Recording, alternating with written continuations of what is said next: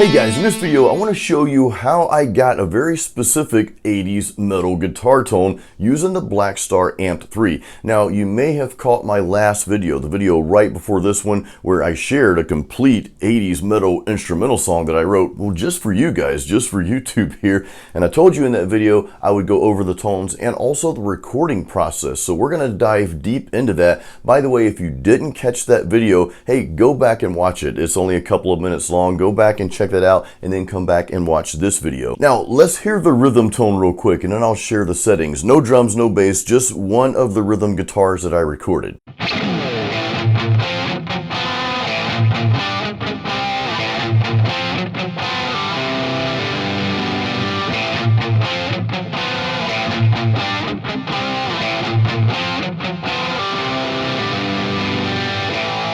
Now there's more than just one metal rhythm guitar. There is actually a second guitar track that I also recorded.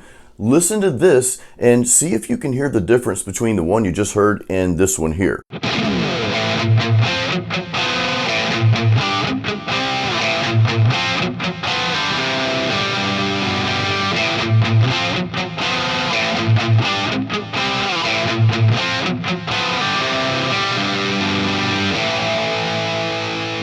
Now before I share the settings, let's hear those tones together, just by themselves, but blended together.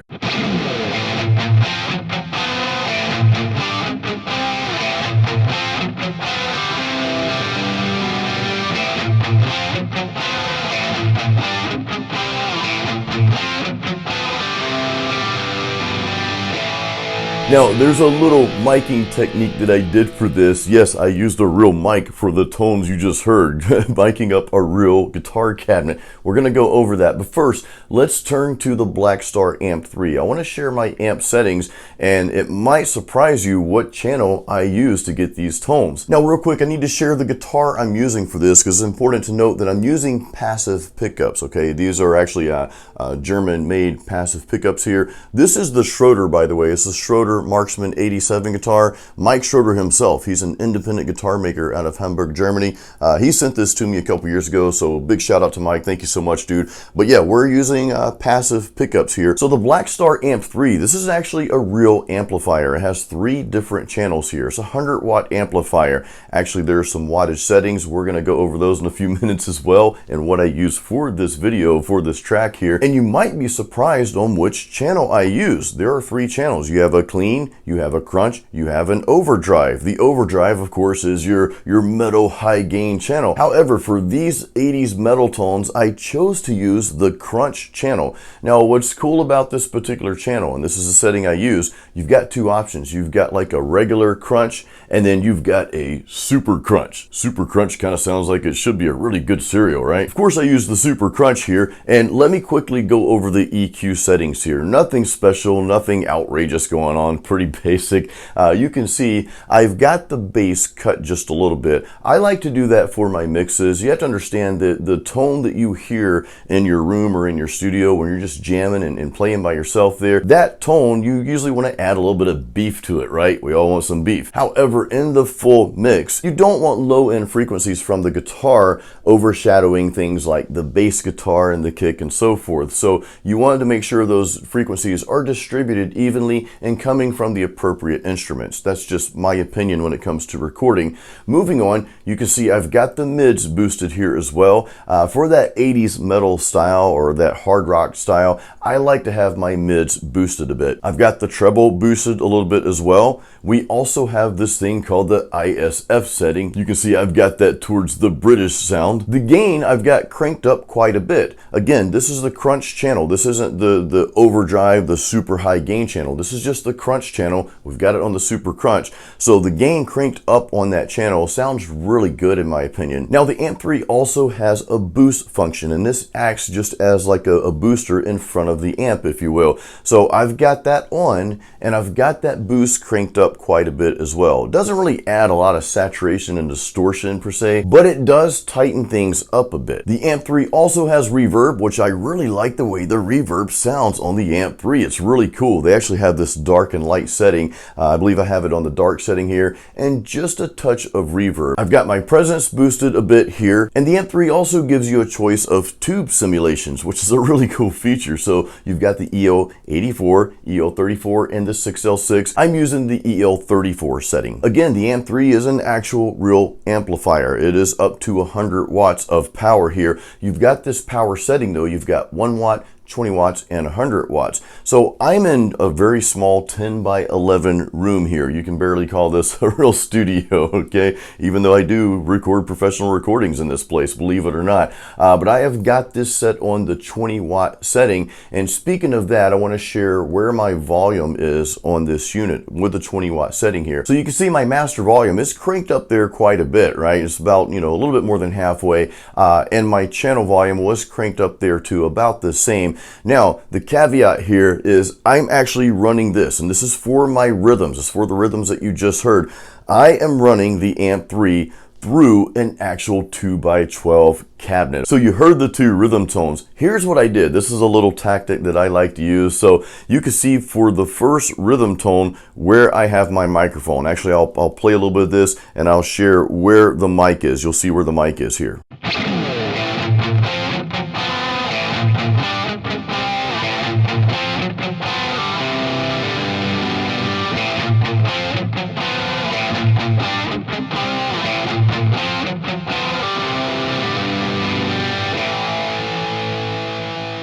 So you can see I had the SM57 kind of in between the cone and the edge of the speaker there, and that gives you a little bit darker tone in my opinion, and I've got it set pretty close to the grill. Now for the second rhythm track I made one slight change, actually two slight little changes, so check this out.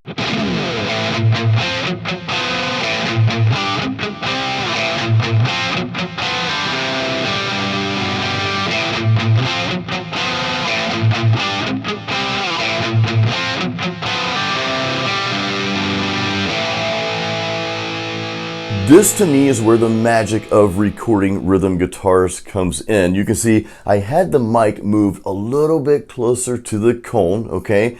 And I actually set the mic just a little, not even a quarter of an inch, a little bit further back away from the grill. What that does is it gives you a slightly different guitar tone than the first guitar. Now it's not way over the top different, it's just a minor variance there. You can probably hardly even tell the difference, but to me, it's enough difference to give you a much more full sound in the full mix, and it just makes it more lively. Now speaking of that, some of you might ask, well Jason, why don't you just record the one guitar track and then duplicate that for the second guitar? Well, that does absolutely nothing. All that does is just give you more volume, and that's not what we're looking for here. You see, when you record two guitar tracks, there's a couple of things that happen. First, you're going to hear some little nuances, some slight little variances between the two guitar tracks. Now, you don't want them to be off completely, right? If that's the case, we'll go back and re-record the tracks. But when you have those slight little nuances and variances, to me, that makes the mix much more lively. Second thing is you can use that second guitar to harmonize. I'll harmonize every now and then. You heard some of those harmonies during the bridge of the song. Here, I'll play this real quick so you can hear them.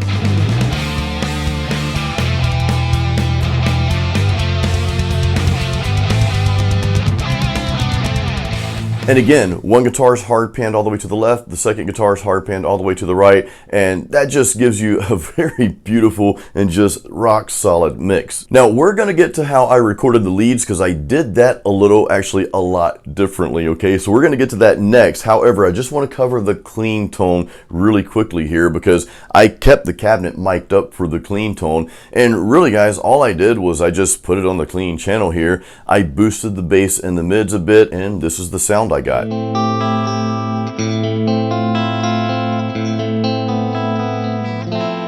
Actually, that's not the sound I got. The sound you heard is, well, this right here. It's a little different. See if you can tell the difference.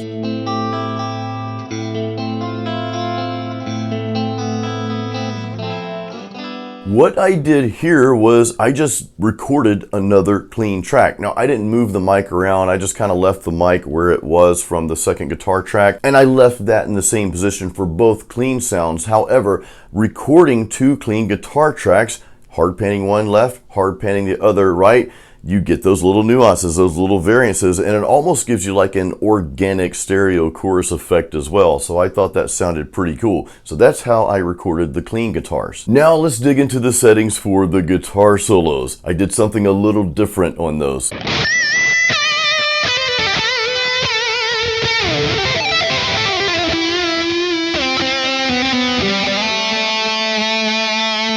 So we are back on the crunch channel here, and of course I'm using the super crunch setting here. I've got the boost on, so everything's pretty much the same as what I was using for the rhythms.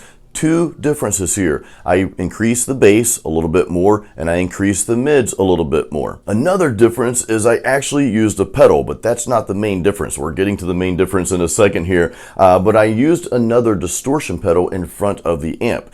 The amp 3 takes pedals quite well. I've got this MXR classic distortion pedal, and I'm just using this as another overdrive to not only tighten things and clean things up a bit, but also just to give me that extra boost that I want for my guitar solos. So you see I've got the distortion on this little pedal all the way down, I've got the level all the way up, and I've got my tone boosted just a little on that. So that gave me a little bit more saturation for my leads. Now the main difference here though is I didn't mic the 2x12 cab for my guitar solos. Instead I used Blackstar's cab rig software, and I just recorded that direct into the studio here. So I'll go in here real quickly. You can see you've got a lot of different cabs here, okay? And you can see the usual suspects of microphones here as well. So what I'm using for this specific tone, my lead tone, is called their UK Classic cabinet, and I'm using that with their 121 microphone. I believe I have that on axis. And what's cool is you can actually adjust the EQ for your mic and cab setting here, and they also have a preset for EQ for each microphone. And you can do some other stuff in here. Actually, I cover this, and I cover pretty much how to use the Blackstar Amp 3 in this video up here. That's the first video I made for the Blackstar Amp 3, so if you want to check that out, hey, do go check that out. This is a good time to let you know this video is sponsored by Blackstar, so I want to give them a huge shout out. Thank you guys so much for being willing to work with me on this. I've had a lot of fun with this unit, and as you can hear by these tones, hey, they're pretty cool. Speaking of tones, let's hear just a short clip of the full mix.